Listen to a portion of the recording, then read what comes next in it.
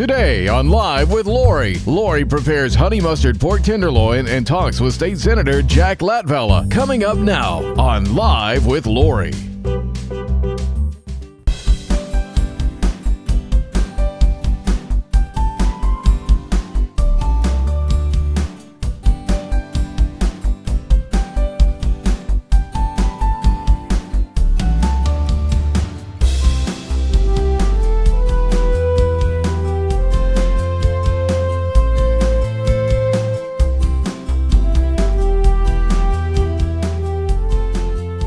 Welcome to Live with Lori, where we always serve up political food for thought.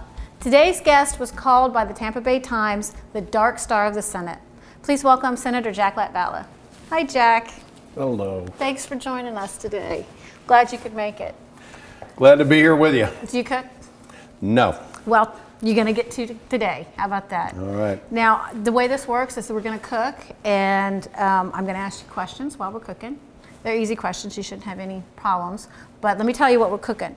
We're going to have a honey mustard pork tenderloin with a butternut squash risotto and a mustard vinaigrette salad. Sounds great. You think you can cook that? No, but Yes, I can watch you. You can, with my help. The first thing we're going to do is we're going to turn this on, and I am going to start asking you some questions. Now, you were elected in 2010, you got reelected in 2012, but you were in the Senate before, a while ago, and then you retired. So when was that? I was in the Senate from 1994 to 2002. And then was term limited out of the Senate and had to leave in 2002. Okay, what brought you back? What I heard about the process and the way the process has suffered since term limits went into effect, it's not the same place it used to be. The deliberative process is not as thorough, a lot more leadership-driven decisions as opposed to deliberative decisions. Do you think that you've been able to change some of that? I think so. We slowed down the train on a few things, and picked a few battles that we won, and I think the Senate is a better place than it was when I came back there. I mean, the Senate is made up of 40 individuals elected from their communities because they're leaders in their community. Right. And so you don't go to Tallahassee to be in the Senate to be told what to do. You're supposed to have a brain. You're supposed to be able to make your own decisions and do what's best for the people that elect you. That's what I promote, and that's what I've tried to do up there. Well, let me ask you, you were called the Dark Star of the Senate.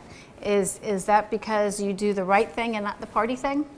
I try to be very independent and call them as I see them. And sometimes that's with the party, and sometimes that's not with the party. I don't think anybody agrees with anybody else 100% of the time. So I don't think that any elected official can in good conscience say they should agree with their party or who their party selects as the leader of their legislative body 100% of the time. Well, Jack, I wish that we had more people in government like that were thinking individuals rather than following individuals. I'm melting this butter while you were talking. And what this is carrots, onion, and celery, about a cup of each that I've just shredded in the food processor. And we're going to dump this in here, and we're just going to leave that for a minute until all this liquid evaporates, because this is the beginning of risotto.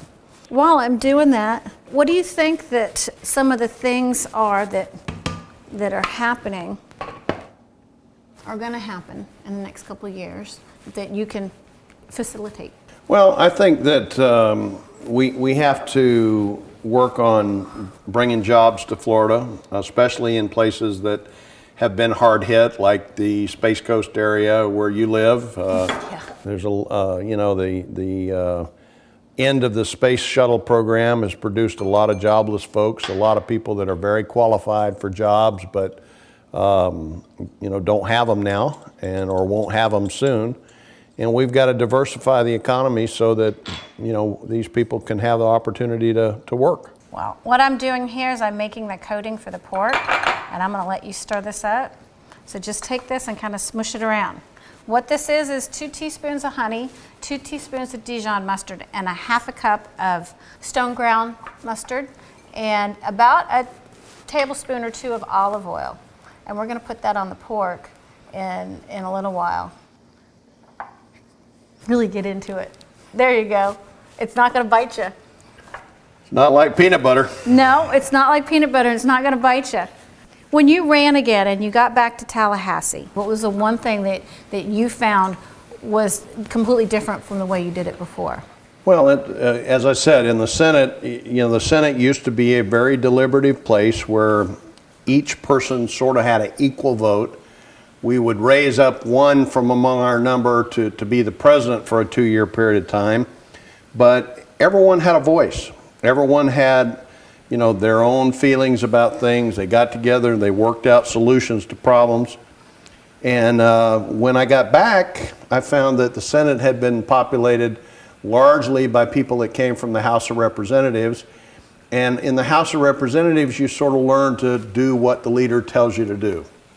And so the Senate had become a place where the leadership of the Senate wanted to tell the members of the Senate what to do on issues and how to vote and what the priorities were. And I just, that went against the grain from what I experienced as a senator. Do you think that you've been able to change some of that since you've been there? Absolutely. I think our new president of the Senate, Senator Gates, is committed to running the Senate more the way it used to be. He uses as a model Ken Pruitt, who was a Senate president in 2006 to 2008, who was generally very well thought of and very inclusive in bringing people in and letting everybody have a piece of the action, so to speak. Well, we're happy you're there. Stay with us, because when we come back, we're going to get things moving and talk about transportation with Senator Jack Latvala. See, it's not so hard. I can do that. When we come back, things get tangy when Lori asks Senator Latvala how to improve transportation in Florida.